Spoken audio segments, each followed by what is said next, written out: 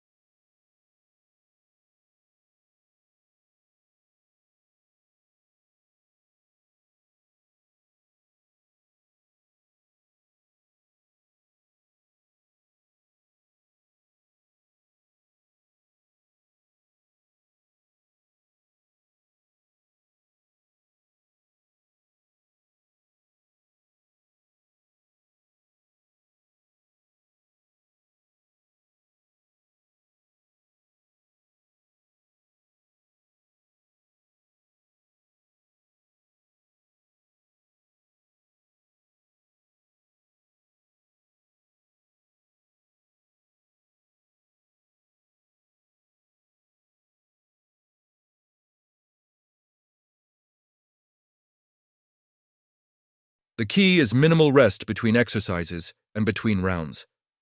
This is what builds that legionary toughness. But a legionary's work didn't stop at training. They were also master builders. They constructed roads, bridges, and entire fortifications. This is the often forgotten component of their fitness. The modern equivalent is simple: manual labor. Once a week, dedicate a day to yard work. Do some shoveling, dig holes, carry stones, or heavy pieces of wood. This type of work builds a kind of rugged, real-world strength that you just can't replicate in a gym. None of this works, however, without the single most important element: discipline and mindset. This was everything to a Roman soldier. Their discipline was legendary. You can cultivate this by setting daily rules for yourself. Wake up at the same time every single day, no exceptions. Train even when you're tired and don't feel like it.